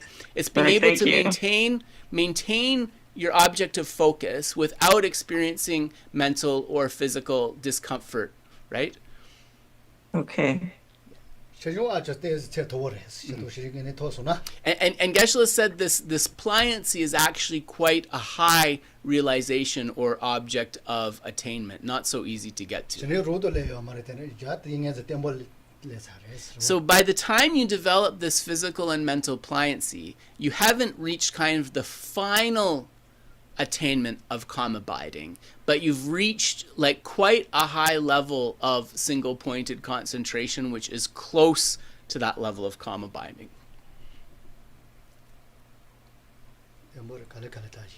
Yeah. Dave, go ahead. Yeah. Yeah. Sorry. First of all, Caleb, can you put your microphone back onto off of inefficient sounds? We still have work to do on adjusting the settings. It's on sound for musician. You want it off, right? Yeah, because you're very distorted quite a bit in the question. Yeah, sorry. So yeah, it's too bad. Sorry about that. We needed to do more work at the beginning of the session. So Mike, just to respond to the question about what pliancy, other words for that, one that I've heard used is serviceability. Serviceability works. Yeah, I mean, it's kind of it kind of sounds very utilitarian, but it's an accurate conception of because basically serviceability means you can make your body and mind do what you want them to do, right? Which is to stay on this object. So yeah, the injigi. So I'm just explaining to Geshe, this is an English word question. The injigi. Yeah, so I think serviceability could work, Dave. Yeah, no, it makes sense. Great. That was all. Was that all? Okay. Yeah. So, Dave, did you see anything on socials, or are we good? Oh, let me go take a look. Yep. No, nothing on socials. Okay. So, anybody else? So, I think we got Rebecca, Nadia, Carol. We got your questions. Is there anyone else who has a question? All right. Then we are going to finish. Yeah, just 2 or 3 minutes before the end today. That's okay. Let's do it. So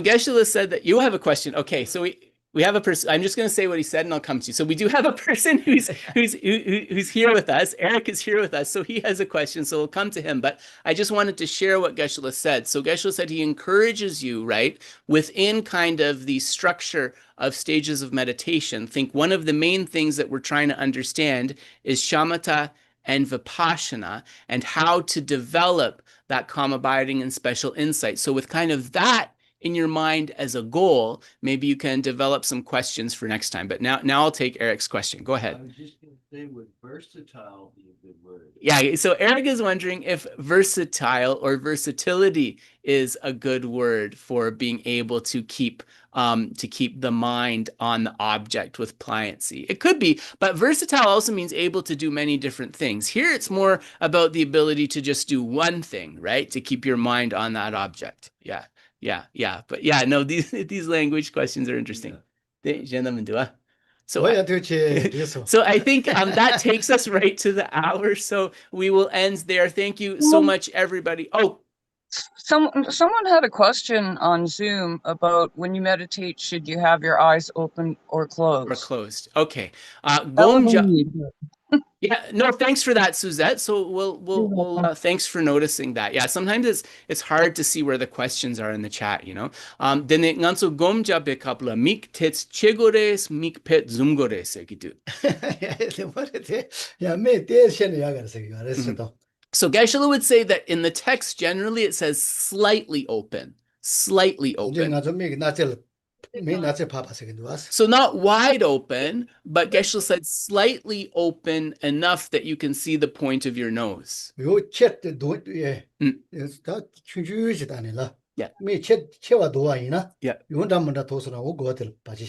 You don't want the eyes wide open because then you're taking in too many objects in the surrounding. But if they're slightly open, that's going to prevent you from drifting off. So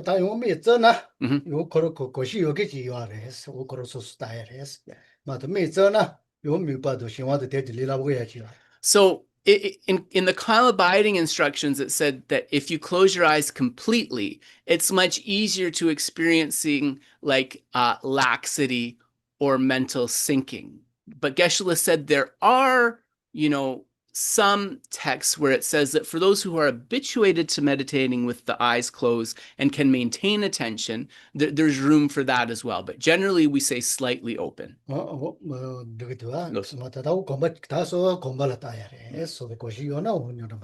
Geshe said, take the instructions into account, which is to keep them slightly open. But if you're used to having them closed and having them closed works for you, if that's what you're habituated to, that doesn't necessarily mean you have to change that, right? It's flexible. Oh, yeah, this so So thank you very much. And thank you for spotting that, Suzette. And thanks everyone for your questions. And hopefully we will see you next week. And remember, on the Saturday, we have a special short session for Chokor Duchen. Take care, everyone.